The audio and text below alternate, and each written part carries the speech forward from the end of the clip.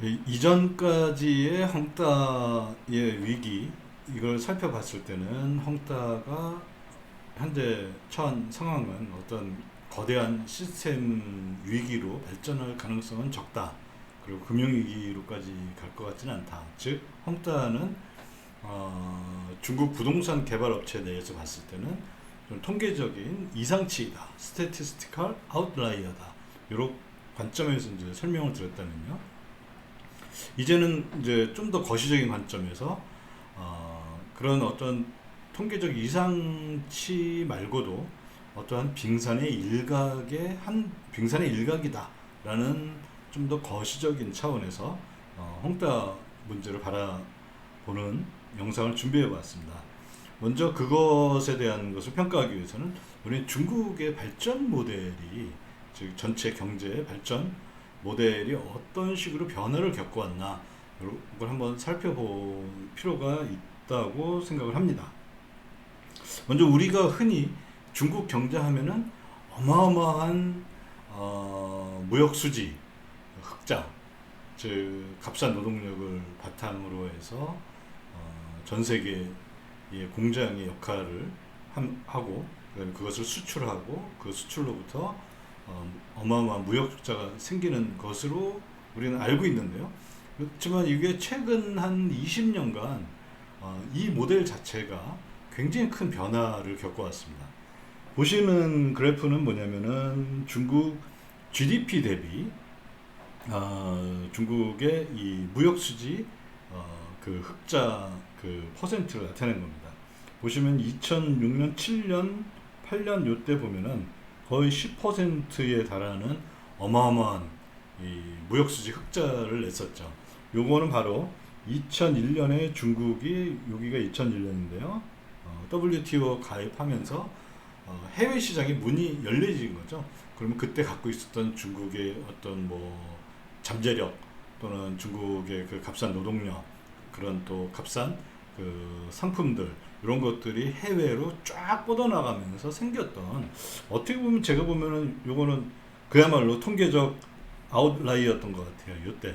근데 요때 사람들이 말이 많았죠. 그러니까 중국이 그 무역 수지를 개선해야 된다 했는데, 실제 보면은 어쨌든 2008년 전 세계적인 금융 위기를 겪고 나서 무역 금액도 급감하고, 그러면서 중국의 무역 수지 그 퍼센트도 GDP에서 차지하는 것도 보면은 아주 극적으로 감소하는 거 볼 수가 있습니다.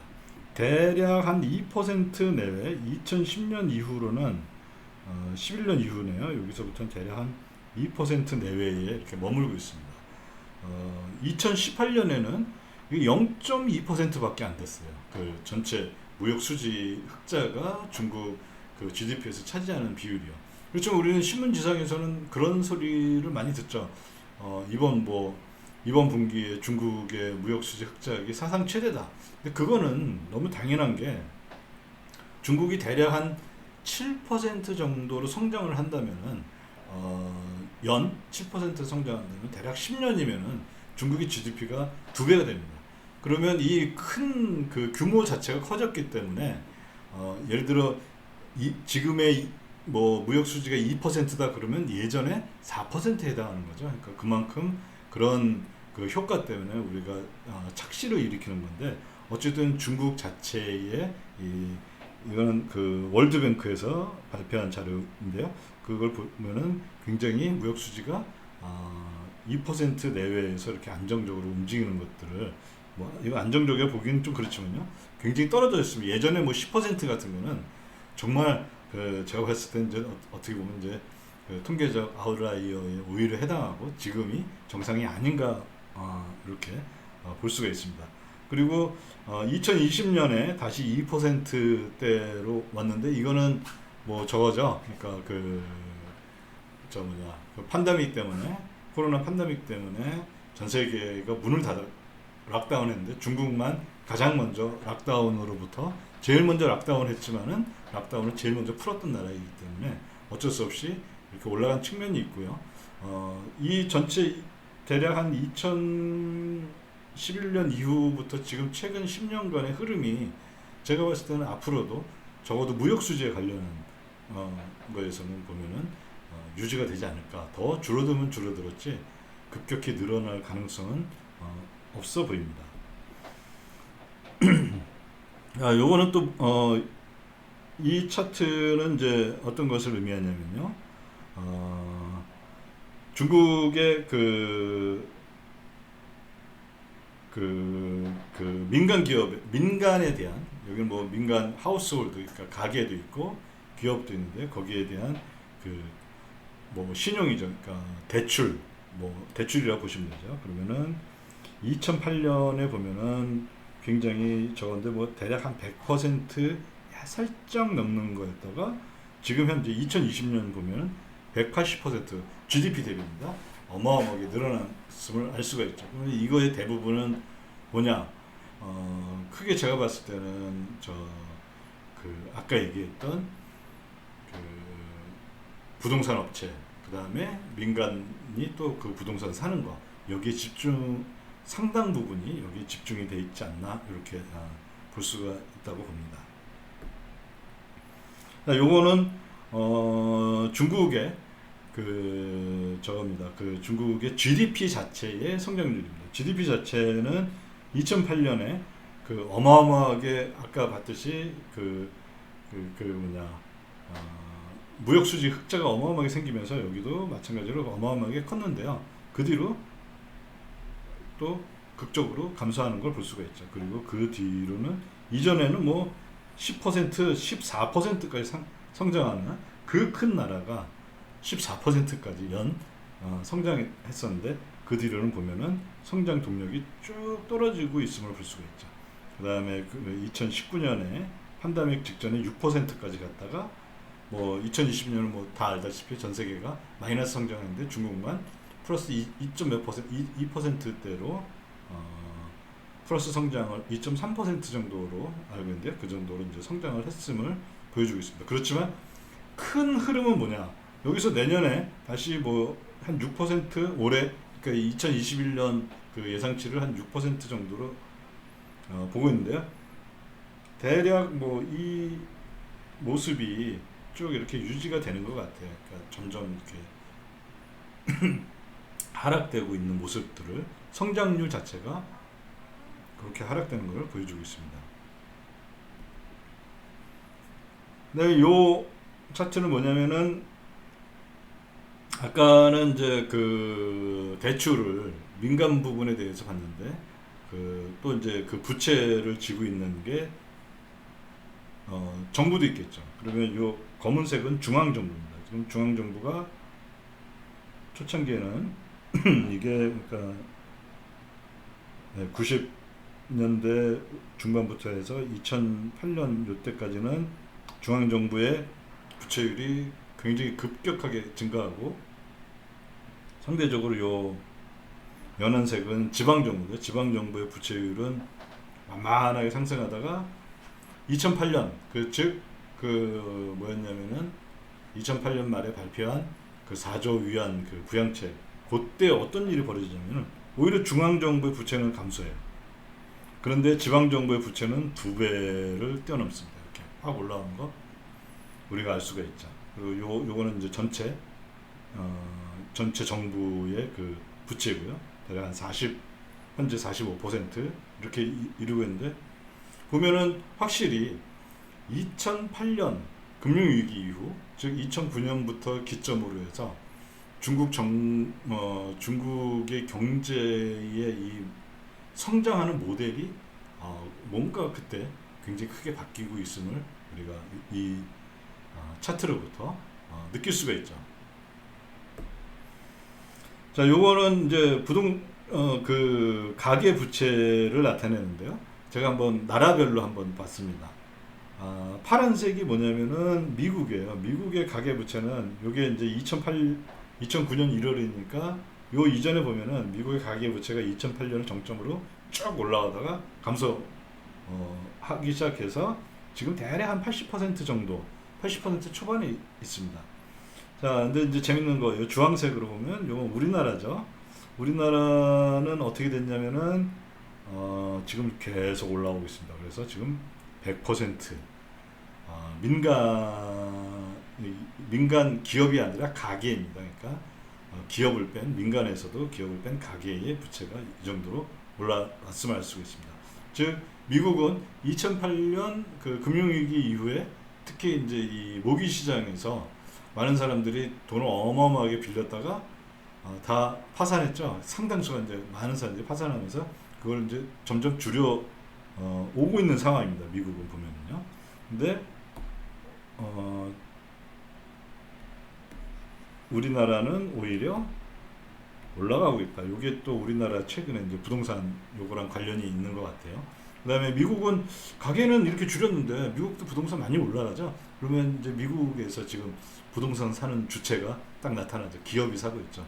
헤지펀드나 그 주로 그쪽에서 많이 사고 있는 거 우리가 신문지상에서 많이 볼 수가 있죠. 자, 그다음에 여기보다 어떻게 보면 우리보다 더 심각한 데가 이제 중국인데요. 중국은 2009년 대략 3년, 2년 전이죠. 이때 중국의 가계부채는 20에서 시작을 했어요. 근데 이게 지금 그래프가 이렇게 좀 길게 돼 있어 그런데 어마어마하게 상승했죠. 지금 60%까지 늘어났습니다. 이게 바로 지금 현재 중국의 부동산 문제이고, 그 다음에 2008년 이후부터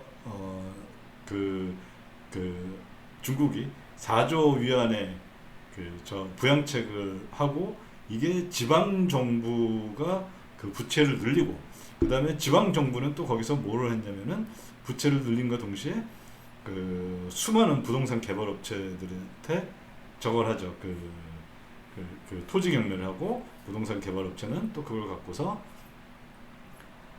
부동산을 만들고, 또 일반 부동산 그 구매자들, 중국의 일반 뭐 개미라 그럴까요? 아니면 일반 이제 가게들은 그 부동산을 구입하고, 그거랑 연관이 돼 있음을 알 수가 있습니다. 그런데 여기에서 이제 재밌는 거는 아까 우리가 봤듯이 이게 중국의 그 성장률인데요. 가계부채가 어마어마하게 늘어나고 있는데도 성장률은 굉장히 뭐라 해야 되나요? 그만큼 따라오지 못하고 오히려 성장률이 주춤하는 것을 볼 수가 있습니다. 그럼 이거 의미하는 건 뭐냐? 결국에 상당히 많은, 즉 중국의 GDP의 기여분의 대략 한 25%, 어떤 사람은 한 30%로 추정을 하는데요. 그게 이제 부동산 관련 업에서 이제 생겼다고 하는데, 그게 굉장히 많은 그 투자를 했기 때문에 부채가 많이 생기겠죠. 그런 부채를 끌어다 쓰고 투자를 했는데도 불구하고 전체 중국의 이 GDP 발전에는 어떻게 보면은 많은 기여를 오히려 하지 못하고 있다. 다시 말하자면은 비생산적인 투자가 많이 이루어지고 있다. 이게 현재 위기에 제가 볼 때는 굉장히 큰 그 이유인 것 같습니다. 자, 그러면 요거는 뭐 제가 지난번에 공동부유론 했을 때 또 했던 얘기인데요. 성장이라는 것 또는 어떤 GDP라는 거, 그걸 Y로 두면은 그거를 이렇게 소비, 투자, 재정, 그 다음에 무역 수지, 이런 식으로 이렇게 나눌 수가 있는데요. 이미 현재 중국의 상황은 뭐냐면, 이 무역 수지는 이제 성장, 즉 GDP에 큰 공헌을 못하고 있는 상태에 와버렸어요. 지금 물론 아직도 뭐 2%지만은 이건 코로나 때문에 2020년에 2%였지만 코로나 때문에 그런 거고, 이미 1% 미만으로 확 줄어들었습니다. 가장 적었을 때 대략 한 0.18% 정도밖에 안 됐었습니다. 이게 GDP 대비에. 그 얘기는 뭐냐면, 이제는 중국 경제도 무역 수지에 의존해서 GDP를 올리는 이 모델은 이미 끝났다. 우리의 뇌리에는 2008년, 2007년 뭐 무역 수지가 10% 뭐 이런 거가 아직도 남아 있어서 그런데요. 실제적으로 우리가 앞에 데이터를 본 것 같이 이미 이 무역 수지가 GDP에 공헌하는 비율은 굉장히 떨어지고 있는 상태다라는 걸 우리가 알 수가 있죠. 그 다음에 이제 그래서 2008년 이후에 그 4조 위안짜리 어마어마한 그 부양책을 했는데 그 부양책이 아쉽게도 어떻게 보면은 좀 생산적인 투자, 뭐 예를 들어 소재나 부품, 소재 부품이나 정밀 부품이나 이런데 흘러 들어가기보다도 제일 쉽게 돈 벌 수 있는, 즉 부동산 개발업체 같은 돈 놓고 돈 먹기로 가는 그런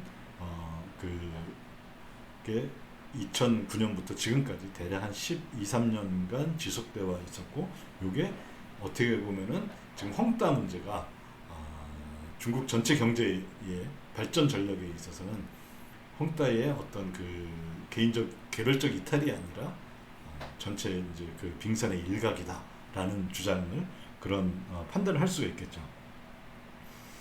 결국 이제 헝다 사태는 제가 봤을 때는 로컬, 즉 지방 정부, 그다음에 디벨로퍼, 개발상, 그 개발업체, 헝다 같은 개발업체, 그다음에 바이어, 즉 일반 뭐 국민들이죠. 그 가격이, 부동산 가격이 오를 거라는 어떻게 보면 신앙에 가까운, 믿음에 신앙에 가까운 그런 거가 세 주체가 딱 이렇게 삼위일체가 된 LDB의 합작품이다, 이렇게 볼 수가 있는 거고, 지금 일어나고 있는 문제는 이게 더 이상 지속 가능하지 않다라는 것들이, 특히 이제 그 코로나 이후로 부동산 시장이 굉장히 침체되고 있고, 지금은 이제 일선 도시라고 하죠. 중국의 일선 도시도 굉장히 가격들이 많이 떨어지고 있다고 해요. 그러면 뭐 2선, 3선 도시는 더 말할 것도 없겠죠. 그러면 이게 이제 앞으로 어떤 식으로 흘러 들어갈 것이냐, 앞으로 이제 어떤 식으로 발전이 될 것이냐, 이거 우리가 또 한번 생각해 볼 수가 있는데요. 일단 X-M, 즉 무역 수지가 감소했습니다. 그리고 무역 수지는 이제 여기에서 Y에서 차지하는 비율이 적어요. 그러면 여전히 뭘 한다? 예, 그 I를 늘린다. 이게 과거 12년 동안의 지방정부, 부동산 개발업체, 그 다음에 일반 그 바이어, 소비자들이 모여서 했던 거고요. 그러면 앞으로 이거를 해결하기 위한 문제는 어떻게 해야 되느냐. 그러면 요거는 마이클 패티스라고 중국 청와대의 교수, 경영대학원의 교수로 있는 분이 했던 얘기인데요. 그걸 많이 참조했습니다. 여기 보시면 이제 그분의 얘기를 들어보면은, 그러면 이제 중국 상황이 이렇게 됐고, 그렇게 되면은 이걸 정상화하기 위해서는 어떻게 해야 되느냐. 비생산적인 투자, 여기에선 주로 부동산에 관련돼 있겠죠. 즉 I를 축소시켜야 된다. 그러면 뭐 정상화 되겠죠. 그러면 이제 어떤 문제가 생기냐. 이 I를 축소시킨다는 건 뭐냐면 결국에 Y가 감소하죠. 근데 이거는 중국 정부로서는 받아들일 수가 없죠. 그래서 요거는 안 돼. 이렇게 판단할 수가 있겠죠. 자, 그 다음에 그러면은 좋다. 그러면 요 I를 감소시키는 대신에 X-M을 늘리자. 그러면은 이제 플러스 마이너스 되니까 Y, 즉 그 GDP를 어느 정도 늘 수 있지 않겠냐 하는데, 문제는 뭐냐면은 이 X-, 즉 무역 수지가 지금 지속적으로 감소하고 있는 상황이에요. 그래서 이거를 다시 예전 수준으로 2008년에 말도 안 되는 GDP의 10% 정도가 무역 수지 흑자, 그런 수준으로 올리는 거는 중국 이제는 불가능하다는 거죠. 작년에 2020년에 반짝했던 거는 코로나 때문에 전 세계가 락다운을 했는데, 중국이 아까 말씀드린 대로 최초로 락다운을 했고 최초로 락다운을 풀었기 때문에 그게 이제 가능했던 거지. 아주 특수한 상황에서 그런 상황에서도 2% 잠깐 한 거지.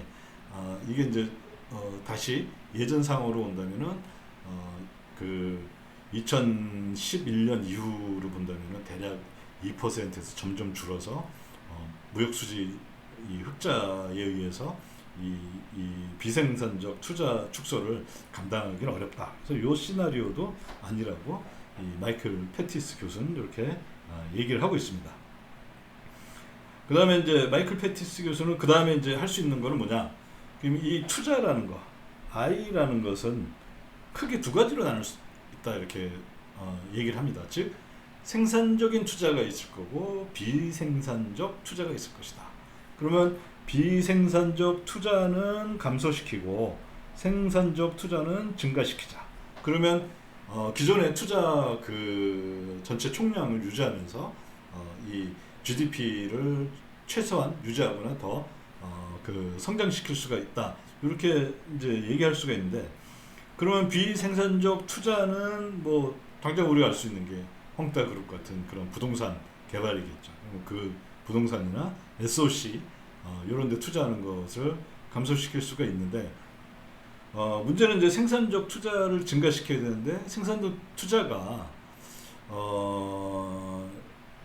이거는 개별 기업이 하는 거잖아요. 근데 개별 기업이 하는데 생산적 투자하면 우리는 뭐 테크 부분 이렇게 쉽게 생각할 수가 있는데, 테크 부분의 투자 비율은 전체에서 한 5%밖에 차지하고 있지는 않다고 해요. 현재 중국에서. 그럼 이걸 아무리 늘려봤자 뭐 100% 늘려봤자 전체에서 차지하는 비율이 10%밖에 안 되니까 이것도 굉장히 말은 좋은데 실현하기가 매우 어려운 정책이다라는 거죠. 물론 이거는 장기적 관점을 가지고 해야 되겠죠. 이것이 뭐 당장 이번에 5%였으니까 내년에 10%이 정도까지는 안 되더라도 이거를 점점 올려야 되는데, 장기적인 관점을 해야 되는데, 이게 바로 제가 판단했을 땐 이 방식이 지금 중국에서 하고 있는 베이징 증권거래소, 베이징 익스체인지, BX를 그렇게 불러야 되나, 하여튼 이게 바로 요 패티스가 말한 요 부분에 해당합니다. 패티스 교수는 이것도 비현실적이라고 하는데, 제가 봤을 때는 이 모든 거를 한꺼번에 할 수는 없을 것 같고 점차적으로 점진적으로 해야 될 것 같아요. 그러면 이것도 제가 봤을 때 이제 생산적 투자는 늘리고 비생산적 투자는 감소시키자. 지금 이제 딱 중국 정부가 요걸 하고 있는 것 같습니다. 즉 부동산 개발 업체를 부동산판 바젤 3, 즉 쓰리 레드라인을 도입함으로써 여기를 투자를 억제하고, 그 다음에 BX 즉 베이징 거래소를 도입함으로써 생산적 투자를 증가시키는 방향으로 가고 있는 것 같습니다. 물론 이거는 제가 봤을 때는 최소한 10년의 긴 장기적인 관점을 가져야지 가능한 게 아닐까 그렇게 판단합니다. 그 다음에 또 이제 패티스 교수가 또 얘기하는 거는 뭐냐면은 비생산적 투자 축소하자. 앞에 2하고 비슷하죠. 이거 뭐 지금 벌어지고 있는 일이고요. 그 다음에 소비를 증가시키자. 소비를 증가시키는 거는 뭐냐면은 결국에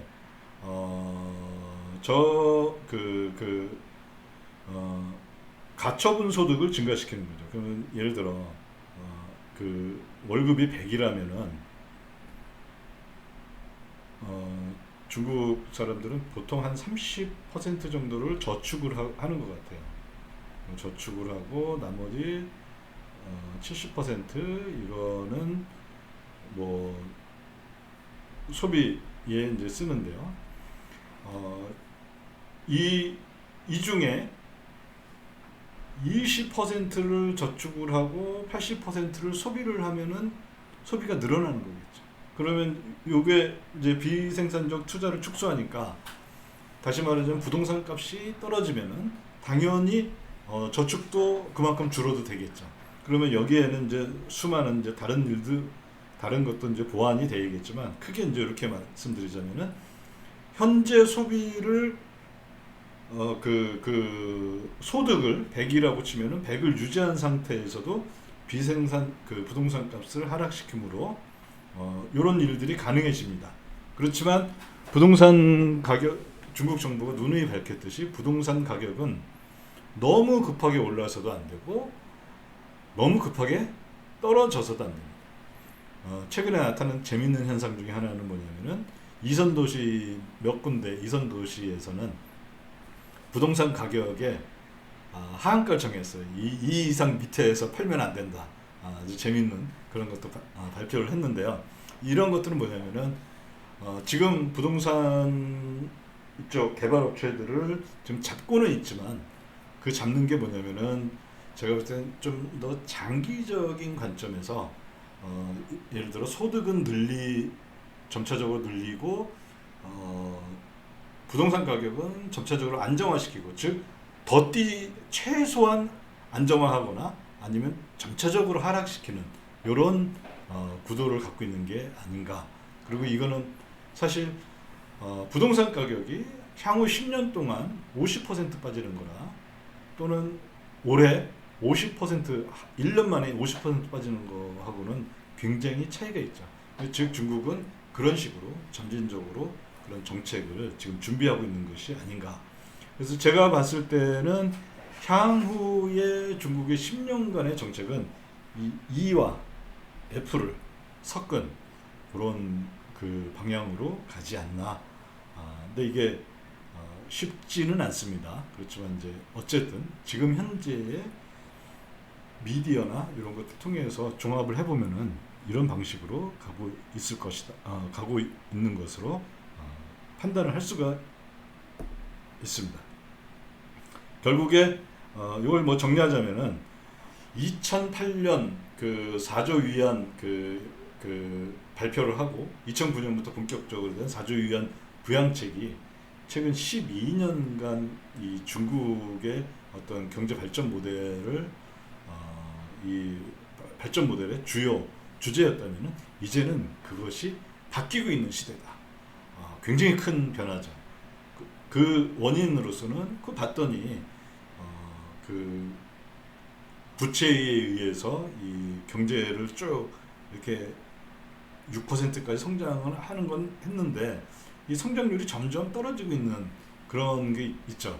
여러 가지 요인이 있었겠지만은 결국에 2008년 이후에 거대한 중국의 이 경제 그 발전 모델의 변화가 생겼었는데 그 변화가 이제는 이제 더 이상 그 모델이 이제는 더 이상 유효하지 않다.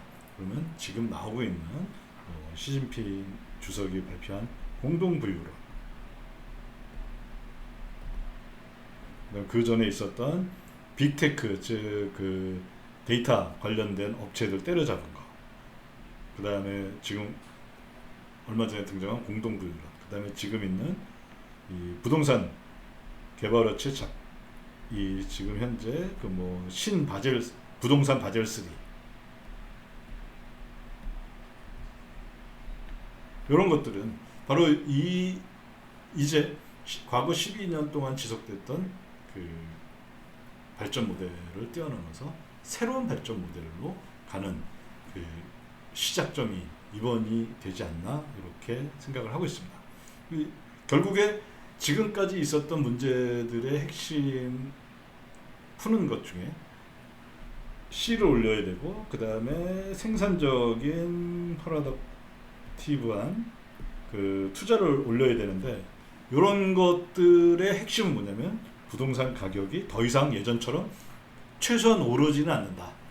그 다음에 뭐 이걸 떨어뜨릴 수도 있지만은 떨어뜨리는 건 제가 볼 때는 큰 폭으로 떨어뜨리는 게 힘들 것 같고 왜냐면 이거는 그야말로 중국 경제 전체 시스템에 큰 영향을 주기 때문이죠.